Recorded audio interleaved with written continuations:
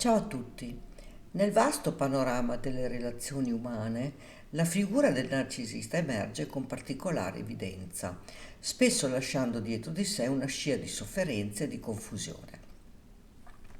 In questo video si propone di esplorare a fondo la personalità narcisistica, le sue dinamiche e soprattutto come liberarsene. Il narcisista si caratterizza per una serie di tratti distintivi che vanno dall'eccessiva autostima alla mancanza di empatia. Spesso tali persone mostrano una profonda necessità di ammirazione e un forte senso di superiorità. Possono apparire affascinanti e carismatiche all'inizio, ma dietro questa facciata si cela una personalità piuttosto fragile e insicura, che teme il rifiuto e la vulnerabilità. Un narcisista tende a manipolare le situazioni a proprio favore, utilizzando diverse tecniche come ad esempio il gaslighting per confondere e controllare gli altri. I rapporti interpersonali con i narcisisti sono spesso caratterizzati da un'eterna danza di potere, in cui la vittima si sente intrappolata in un ciclo di dipendenza emotiva. Una delle dinamiche più subdole nella relazione con un narcisista è la cattura emotiva. Questa si sviluppa gradualmente, iniziando da una fase di idealizzazione in cui il narcisista fa sentire l'altra persona speciale e unica, per poi passare ad una fase di svalutazione. In questo processo la partner viene gradualmente privata della propria autostima, facendola sentire onnipresente e allo stesso tempo irrilevante. La cattura emotiva è talmente potente che può impedire alla vittima di vedere la realtà per quella che è. È un legame tossico che si alimenta di illusioni e di speranze. Il soggetto di matrice narcisistica riesce a far credere alla propria partner che questo amore tossico sia in realtà un legame profondo e indispensabile. Ma entriamo nello specifico e scopriamo che cosa è in grado di darti un narcisista in un rapporto di coppia.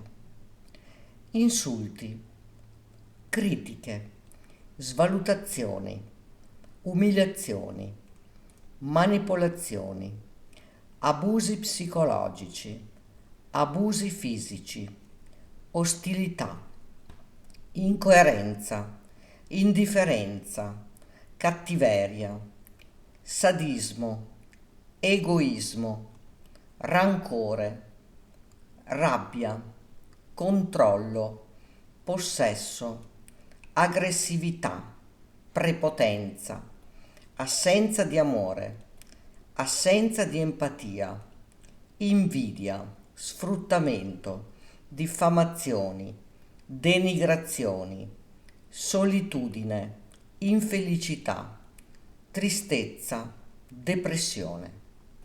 Il primo passo per lasciare andare un narcisista è la consapevolezza.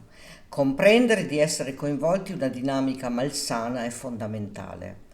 Accettare la realtà della situazione è doloroso, ma è imprescindibile per iniziare il processo di guarigione. Ecco la chiave per lasciarlo andare. Imparare a riconoscere i tratti narcisistici e comprendere le dinamiche relazionali è essenziale. La conoscenza è potere e ti permette di vedere la realtà per quella che è. Identificare i comportamenti manipolativi e disfunzionali ti aiuta a prendere decisioni più consapevoli riguardo alla tua relazione. I confini sono cruciali per proteggere te stessa. Impara a dire di no e a mantenere ben salde le tue decisioni. Non è necessario affrontare questa esperienza da soli. Cercare supporto da amici fidati, familiari o professionisti può fornire prospettive preziose e aiuto emotivo. Un terapeuta specializzato in dinamiche relazionali può rivelarsi un alleato fondamentale. Dedicarsi del tempo per prendersi cura di sé è cruciale. Alle vittime di narcisismo viene spesso tolta l'autostima e il senso di identità. Ripartire dalle proprie passioni, hobby e attività che portano gioia aiuta a ricostruire la propria personalità. Fissare un piano per allontanarsi dal narcisista, anche fisicamente, è un passo pratico e necessario. Potrebbe richiedere del tempo e una certa pianificazione, ma ogni piccolo passo conta. Prepararsi mentalmente e fisicamente per l'allontanamento può rendere l'esperienza meno traumatica. Una volta deciso di andar via è fondamentale evitare qualsiasi forma di contatto. I narcisisti tendono a cercare di riavvicinarsi, spesso con promesse di cambiamento irrealistiche. Ignorare le chiamate e i messaggi è essenziale per interrompere definitivamente il legame.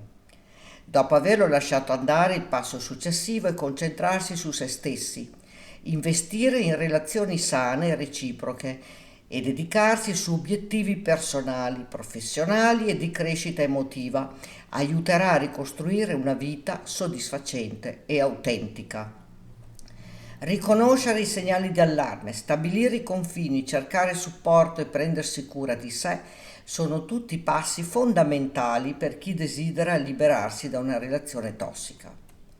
La strada verso la guarigione può essere lunga, ma ogni passo che si compie verso la libertà e la serenità è un investimento in un futuro migliore. Rimanere in contatto con se stessi, nutrendo il proprio benessere e la propria autostima, è la chiave per ricostruire la propria vita e apprendere, infine, a rispettare e a valorizzare la propria unicità. Ma prova a fermarti per un istante e porti questa domanda. Chi è in realtà la persona che ho al mio fianco? La persona che hai al tuo fianco in realtà non esiste, non è mai esistita e non esisterà mai. È tutta una finzione, poiché accanto a te hai soltanto un bambino piccolo e crudele che recita la parte di un uomo adulto. E tu non sei nient'altro che il suo giocattolo. E l'inganno sta proprio qui. Che cosa si può pretendere da un bambino? Nulla. Se tu riesci a comprendere tutto ciò, avrai l'opportunità di renderti conto che al tuo fianco non c'è mai stato nessuno, solo un'illusione, un qualche cosa che soltanto tu hai idealizzato. Una simile realtà non è facile da digerire, ma questa è la sola e unica verità. Per quanto mi riguarda, ho faticato parecchio ad accettare che ero in relazione con qualcuno che esisteva solamente nei miei sogni e nei miei desideri di donna. Comprendere di non essere mai stata amata è stata la cosa più dolorosa e più difficile da ammettere a me stessa. Alternavo con momenti di totale disperazione, dolore e rabbia. Mi sentivo completamente in trappola e non riuscivo a vedere una via di uscita.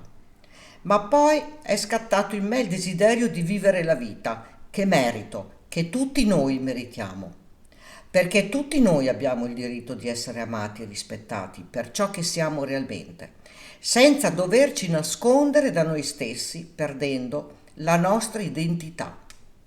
Ricordati che tu sei la tua luce e la tua empatia è la tua forza.